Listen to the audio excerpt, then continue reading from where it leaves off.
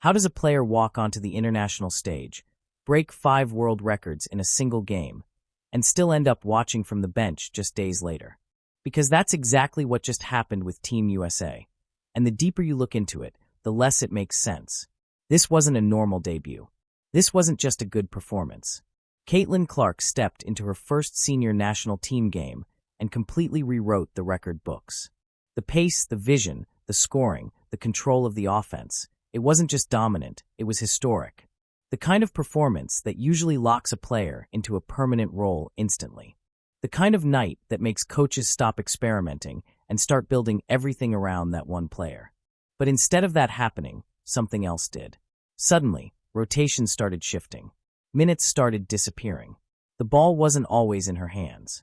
And while fans were still trying to process how someone could be that impactful that quickly, the coaching decisions began to tell a completely different story. A story that didn't match the numbers. A story that didn't match what everyone was watching on the court. And then, just when the confusion hit its peak, everything changed again. A head coach who had been leading the team through those decisions was suddenly gone. No clear explanation. No detailed statement. Just gone. And stepping into that silence was a new voice, a new direction, and a decision that immediately sent a message to everyone watching. Because the very first move he made flipped the entire situation upside down. And when he finally spoke about it publicly, he didn't hide behind coach speak. He didn't dodge the question. He said something that confirmed what a lot of people had been thinking, but nobody on the inside had admitted yet. So now the question isn't just about one game or one lineup decision. It's about what was really happening behind the scenes, why one of the most dominant players in the tournament wasn't treated like it, and what this sudden shift means for the future of Team USA. Because if you thought this was just a rotation issue, you're about to see why it goes way deeper than that. Caitlin Clark didn't just arrive at Team USA. She took over the moment she stepped on the floor. In her very first game against Senegal, everything clicked instantly. The pace of the game changed the second she started running the offense. Possessions that would normally take time to develop suddenly turned into quick, precise actions. The ball moved faster, players got cleaner looks, and the entire team started playing with a rhythm that just wasn't there before. And then the numbers started piling up. Not one record. Not two. 5. 5 separate FIBA records broken in a single debut performance. That's not something you casually move past. That's not a good first game.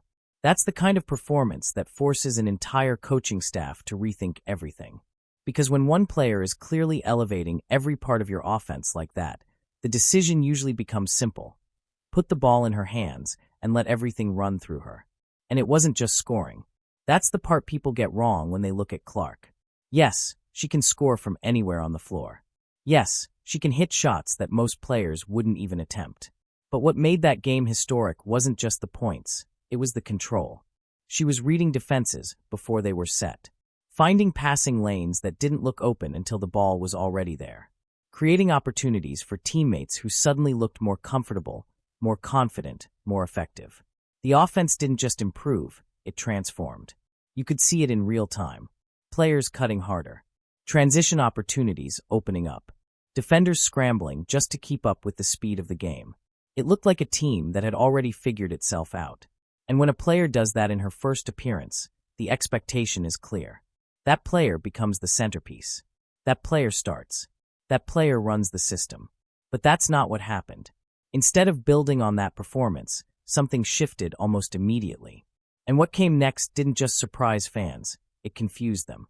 Right after the most dominant performance of the tournament, everything started to feel off. Instead of doubling down on what was clearly working, the rotations began to shift in a way that didn't match what anyone had just watched.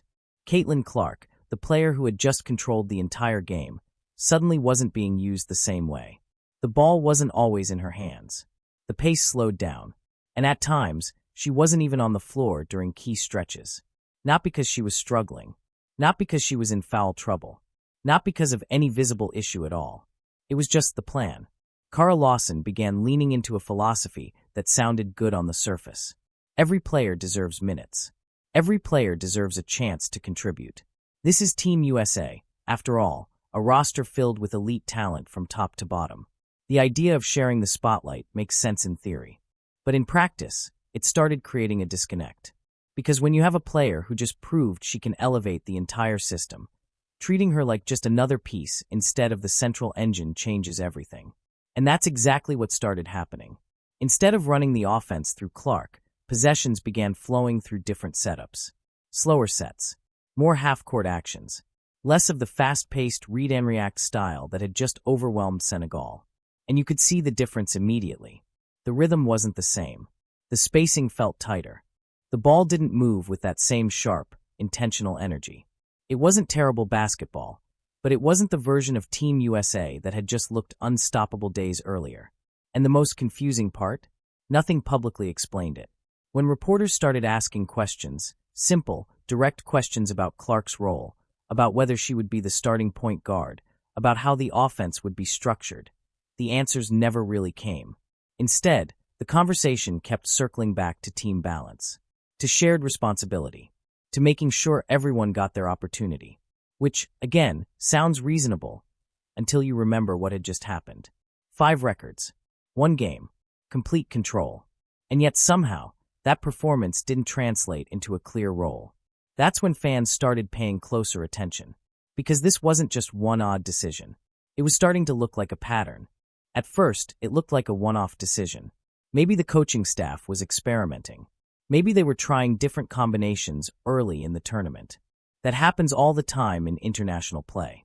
You test lineups, you adjust roles, you see what works before things really matter. But then it kept happening. And the more it happened, the harder it became to ignore. Every time Caitlin Clark wasn't running the offense, the same thing showed up on the court. The pace dropped. The ball started sticking. Possessions that used to flow naturally suddenly turned into forced half-court sets that didn't quite fit the players on the floor. It wasn't just a visual difference. It showed up in the results. The assist numbers dipped. Transition opportunities disappeared. The offense started looking predictable, almost like it was working against itself instead of playing to its strengths. And for a roster this talented, that kind of slowdown doesn't just happen randomly. It comes from how the game is being controlled. And when Clark came back in, everything sped right back up. The contrast was impossible to miss. It wasn't subtle. It wasn't something you needed advanced analytics to understand. You could feel it just by watching a few possessions. One version of the team looked fast, connected, and dangerous. The other looked stuck. That's when the conversation started to shift. Fans weren't just questioning individual decisions anymore. They were starting to connect the dots. Because this wasn't about one lineup or one game. It was happening consistently enough to suggest something bigger. A system, a philosophy, something that, for whatever reason, wasn't built around the player who was clearly having the biggest impact. And the reactions started getting louder. People began calling it what it looked like, an approach that minimized Clark instead of maximizing her. Not intentionally, maybe. Not in a way anyone openly admitted. But the pattern was there. Break records, then lose control of the offense. Lead the team, then sit during key stretches. Create momentum, then watch it disappear from the bench. And the more it repeated, the more one question kept coming up. Why? Because at this level, with this much talent and this much attention, those kinds of patterns don't just happen by accident. And this is where the story starts to get a little deeper. Because Kara Lawson wasn't making these decisions in a vacuum. Inside that coaching staff was another voice, another perspective that made the situation even more complicated. Stephanie White, the head coach of the Indiana Fever, was also part of the Team USA setup during this stretch. And that matters, because she knows Caitlin Clark better than almost anyone at this level. But here's the thing. White's approach to Clark has always been a little different. More controlled, more structured, less about letting her completely run the offense, and more about fitting her into a system, slowing things down, keeping possessions organized, limiting some of that free-flowing, read-the-defense style that makes Clark so dangerous when she's fully unleashed. And when you look at what was happening with Team USA, it started to feel familiar. Clark wasn't always initiating the offense. She was moving off the ball more. The pace wasn't consistently being pushed. It looked less like a system built around her strengths, and more like a system trying to contain them. Now, no one came out and said that directly. There were no public disagreements. No headlines about conflict inside the coaching room. Everything stayed professional on the surface. But when two coaches with similar tendencies are shaping decisions at the same time, the results tend to follow a pattern. And that pattern was clear. Clark doing less. The system doing more. But here's where it gets interesting. Because even with all of that structure, even with all of those adjustments, the results weren't matching the talent on the floor. The team didn't look as sharp. The offense didn't look as dangerous. And the gap between what fans expected and what they were seeing kept getting wider. It wasn't falling apart, but it wasn't clicking either. And when things don't fully click at this level, questions start building fast. Not just from fans, but from media, from analysts, from people watching closely enough to notice when something doesn't add up. Still, no one inside the program addressed it directly. No clear explanation. No adjustment that fully corrected the issue. Just the same pattern, repeating itself. Until suddenly, everything changed. And then, without warning, Kara Lawson was gone. No build-up. No clear explanation. No detailed statement to the media. One moment she was on the sideline, making the decisions that had everyone questioning the direction of the team. And the next moment, she simply wasn't there. For a program as structured and high-profile as Team USA, that kind of silence is unusual. There was no official breakdown of what happened. No injury report. No public clarification about whether this was temporary or something more serious. Just a noticeable absence at the exact moment when the pressure around those earlier decisions was starting to peak. And naturally, that raised even more questions. Because timing matters. This wasn't happening after a dominant stretch where everything was working perfectly. It came right after a series of games where the rotations were being criticized, where the offense looked inconsistent, and where the handling of Caitlin Clark had become one of the biggest talking points surrounding the team. So when Lawson disappeared from the sideline, it didn't feel random. It felt connected, even if nobody said it out loud. And stepping into that gap was Nate Tibbetts. A different voice, a different perspective, and immediately a different approach. Now here's what made his arrival so interesting. He didn't walk in with a long explanation. He didn't hold a press conference breaking down philosophy. He didn't spend time easing into changes or slowly adjusting the rotation over multiple games. He made one decision. One clear, visible decision before the game even started. And that decision told everyone exactly how he saw the situation. Because sometimes in basketball, you don't need a speech to understand what a coach is thinking. You just need to look at the starting lineup. The first move Nate Tibbetts made didn't come with a speech. It came with a lineup. Caitlin Clark starting. No hesitation. No gradual adjustment. No talk about easing her into a bigger role. He looked at the roster, looked at what had already happened in this tournament, and made the simplest decision possible. Put the best player on the floor from the opening tip. And just like that, everything shifted. Because this wasn't just a normal rotation change. This was a direct contrast to everything fans had been watching up to that point. The same player who had been moved off the ball, benched during key stretches, and surrounded by uncertainty, was now the clear focal point before the game even began. You didn't need a quote to understand the message. But then the quote came anyway. After the game, standing in front of reporters, Tibbetts didn't fall back on vague explanations or safe answers. He didn't repeat the same lines about balance or shared roles. Instead, he did something you almost never see at this level.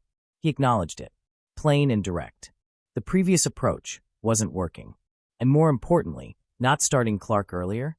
That was a mistake. That kind of statement hits differently when it comes from inside the program. Fans can speculate all they want. Analysts can break down film. But when the coach himself steps up and says it out loud, it changes the entire conversation. Because now it's not just an opinion. It's confirmation. And the contrast couldn't have been clearer. Before, questions about Clark's role were met with deflection. Conversations were redirected toward team unity, shared minutes, and making sure everyone had a chance to contribute. Now, the question didn't even need to be asked anymore. The answer was already on the court. Clark had the ball. Clark was running the offense. Clark was setting the pace. And suddenly, the version of Team USA that fans thought they were going to see from the beginning was finally there. But the real story wasn't just the decision itself. It was what happened immediately after. Once Caitlin Clark was put in that starting role, everything clicked almost instantly. The difference wasn't subtle. It wasn't something you had to analyze frame by frame. You could feel it within the first few possessions. The tempo picked up. The spacing opened. The ball started moving with purpose again. And then the scoreboard started reflecting it. Team USA didn't just win that game against New Zealand, they dominated it. Completely. A 55-point blowout that never really felt competitive once things got going. And at the center of all of it was the same player who had already shown what she could do, now finally put in the position to actually do it consistently. Clark controlled the game from the start. Not in a forced way. Not by taking over every possession, but by making the right read over and over again. Pushing the pace when the defense wasn't set. Slowing it down just enough when needed. Finding open teammates before the defense could even react. It looked natural. It looked efficient. It looked like the offense finally had direction. And the numbers backed it up again. She led the team in efficiency. Led in assists. Impacted every stretch she was on the floor. And maybe the most important part, it didn't look like she was forcing anything to prove a point. It was controlled, composed, and precise. The kind of performance that doesn't just win games, it defines how a team should play. But it wasn't just about her individual impact. The entire team looked different. Players were getting easier shots. Transition opportunities were back. The offense wasn't grinding through possessions anymore. It was flowing. And when a team with this much talent starts playing freely like that, the result tends to look exactly like what we saw. A blowout. And then there was the chemistry. Especially with Paige Bueckers. For the first time in this tournament, they were given real time together on the floor. Not just short stretches, but extended runs where they could actually build something. And what started to show was a backcourt that made sense. Clark handling, reading, creating. Bueckers moving, cutting, finishing. Not overlapping. Not getting in each other's way. Just working. It looked clean. It looked dangerous. And it raised another question almost immediately. If it looked like this now, why didn't it look like this before? Because the difference between the two versions of Team USA wasn't small. It wasn't just better execution or improved energy. It was identity. One version of the team was trying to figure itself out. The other already knew exactly what it was. And the moment Clark was given that starting role, that identity became impossible to miss. But even with all of that, there were still narratives floating around. Doubts, criticisms, questions that hadn't fully gone away yet. And what happened next took care of all of them. Even after everything Caitlin Clark had already done, the doubts didn't fully disappear. They just shifted. Some people said she couldn't defend.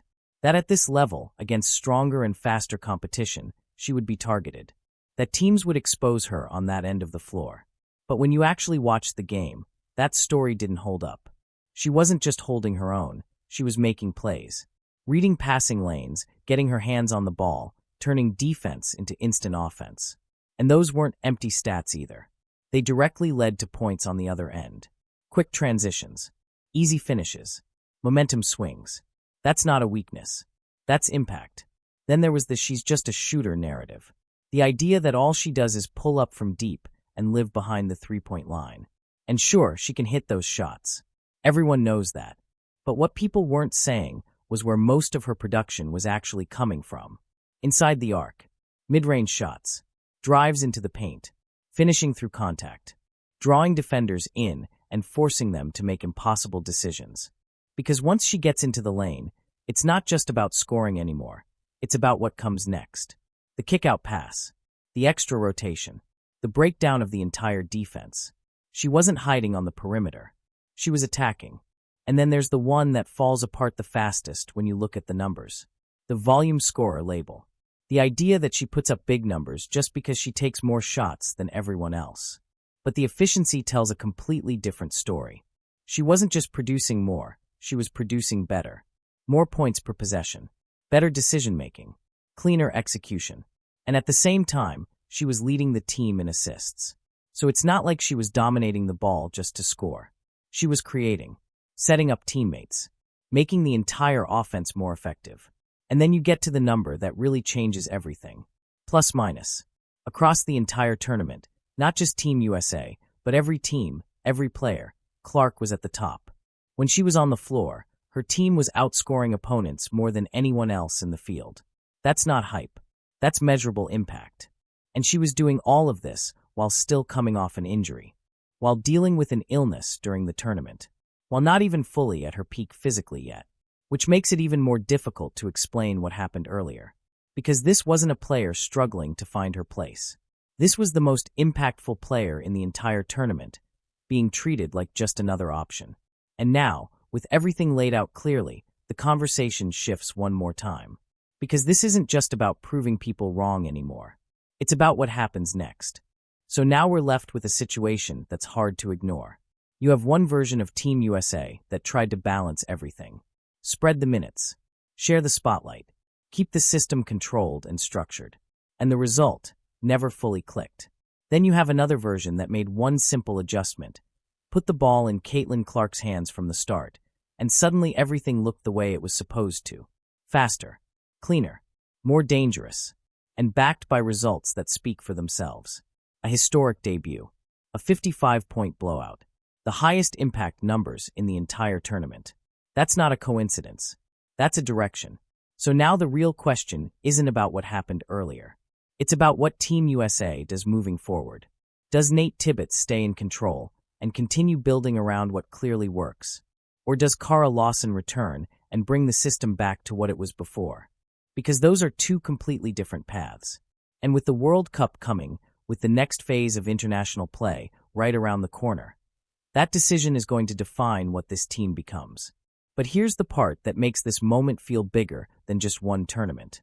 This doesn't look like a temporary hot streak. This looks like a shift. A shift in who leads the team. A shift in how the game is played. And maybe even a shift in who Team USA is built around going forward.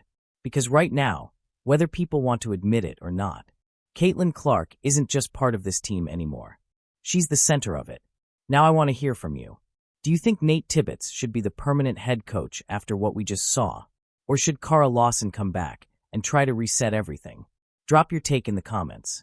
And if you made it this far, don't forget to subscribe to the channel, like the video, and turn on notifications.